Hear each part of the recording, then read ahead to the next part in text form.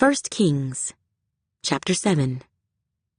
But Solomon took 13 years to build his own house, so he finished all his house.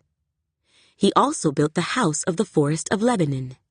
Its length was 100 cubits, its width 50 cubits, and its height 30 cubits, with 4 rows of cedar pillars and cedar beams on the pillars. And it was paneled with cedar above the beams that were on 45 pillars, 15 to a row. There were windows with beveled frames in 3 rows, and window was opposite window in 3 tiers. And all the doorways and doorposts had rectangular frames, and window was opposite window in 3 tiers. He also made the hall of pillars. Its length was 50 cubits, and its width 30 cubits, and in front of them was a portico with pillars, and a canopy was in front of them. Then he made a hall for the throne, the hall of judgment, where he might judge, and it was paneled with cedar from floor to ceiling. And the house where he dwelt had another court inside the hall, of like workmanship. Solomon also made a house like this hall for Pharaoh's daughter, whom he had taken as wife. All these were of costly stones cut to size, trimmed with saws, inside and out, from the foundation to the eaves, and also on the outside to the great court. The foundation was of costly stones, large stones, some 10 cubits and some 8 cubits. And above were costly stones, hewn to size, and cedar wood. The great court was enclosed with 3 rows of hewn stones, and a row of cedar beams. So were the inner court of the house of the Lord, and the vestibule of the temple.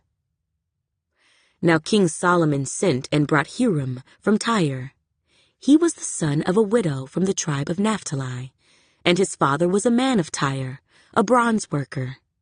He was filled with wisdom and understanding and skill in working with all kinds of bronze work. So he came to King Solomon and did all his work. And he cast 2 pillars of bronze, each one 18 cubits high, and a line of 12 cubits measured the circumference of each. Then he made 2 capitals of cast bronze to set on the tops of the pillars. The height of one capital was 5 cubits, and the height of the other capital was 5 cubits. He made a lattice network with wreaths of chainwork for the capitals which were on top of the pillars, 7 chains for one capital and 7 for the other capital. So he made the pillars, and 2 rows of pomegranates above the network all around to cover the capitals that were on top, and thus he did for the other capital. The capitals which were on top of the pillars in the hall were in the shape of lilies, 4 cubits. The capitals on the 2 pillars also had pomegranates above, by the convex surface which was next to the network. And there were 200 such pomegranates in rows on each of the capitals all around. Then he set up the pillars by the vestibule of the temple. He set up the pillar on the right, and called its name Jachin, and he set up the pillar on the left, and called its name Boaz. The tops of the pillars were in the shape of lilies, so the work of the pillars was finished. And he made the sea of cast bronze, 10 cubits from one brim to the other. It was completely round. Its height was 5 cubits, and a line of 30 cubits measured its circumference. Below its brim were ornamental buds encircling it all around, 10 to a cubit, all the way around the sea. The ornamental buds were cast in 2 rows when it was cast. It stood on 12 oxen, 3 looking toward the north, 3 looking toward the west, 3 looking toward the south, and 3 looking toward the east. The sea was set upon them, and all their back parts pointed inward. It was a handbreadth thick, and its brim was shaped like the brim of a cup, like a lily blossom. It contained 2,000 baths. He also made 10 carts of bronze. 4 cubits was the length of each cart, 4 cubits its width, and 3 cubits its height. And this was the design of the carts. They had panels, and the panels were between frames. On the panels that were between the frames were lions, oxen, and cherubim, and on the frames was a pedestal on top. Below the lions and oxen were wreaths of plated work. Every cart had 4 bronze wheels and axles of bronze, and its 4 feet had supports. Under the laver were supports of cast bronze beside each wreath.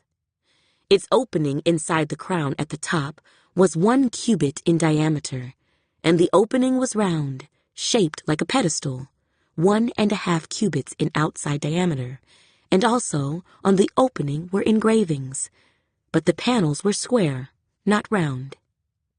Under the panels were the 4 wheels, and the axles of the wheels were joined to the cart. The height of a wheel was 1.5 cubits. The workmanship of the wheels was like the workmanship of a chariot wheel. Their axle pins, their rims, their spokes, and their hubs were all of cast bronze.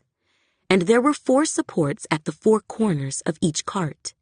Its supports were part of the cart itself. On the top of the cart, at the height of 1/2 cubit, it was perfectly round. And on the top of the cart, its flanges and its panels were of the same casting. On the plates of its flanges and on its panels, he engraved cherubim, lions, and palm trees, wherever there was a clear space on each, with wreaths all around. Thus he made the 10 carts. All of them were of the same mold, 1 measure, and 1 shape. Then he made 10 lavers of bronze. Each laver contained 40 baths, and each laver was 4 cubits. On each of the 10 carts was a laver. And he put 5 carts on the right side of the house, and 5 on the left side of the house. He set the sea on the right side of the house, toward the southeast. Huram made the lavers, and the shovels, and the bowls. So Huram finished doing all the work that he was to do for King Solomon for the house of the Lord. The 2 pillars, the 2 bowl-shaped capitals that were on top of the 2 pillars, the 2 networks covering the 2 bowl-shaped capitals which were on top of the pillars, 400 pomegranates for the 2 networks, 2 rows of pomegranates for each network to cover the 2 bowl-shaped capitals that were on top of the pillars, the 10 carts, and 10 lavers on the carts, 1 sea, and 12 oxen under the sea, the pots, the shovels, and the bowls. All these articles which Huram made for King Solomon for the house of the Lord were of burnished bronze.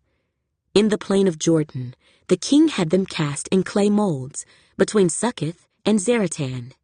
And Solomon did not weigh all the articles, because there were so many. The weight of the bronze was not determined. Thus Solomon had all the furnishings made for the house of the Lord, the altar of gold, and the table of gold on which was the showbread, the lampstands of pure gold, 5 on the right side, and 5 on the left in front of the inner sanctuary, with the flowers and the lamps and the wick trimmers of gold, the basins, the trimmers, the bowls, the ladles, and the censers of pure gold, and the hinges of gold, both for the doors of the inner room, the most holy place, and for the doors of the main hall of the temple. So all the work that King Solomon had done for the house of the Lord was finished. And Solomon brought in the things which his father David had dedicated, the silver and the gold and the furnishings. He put them in the treasuries of the house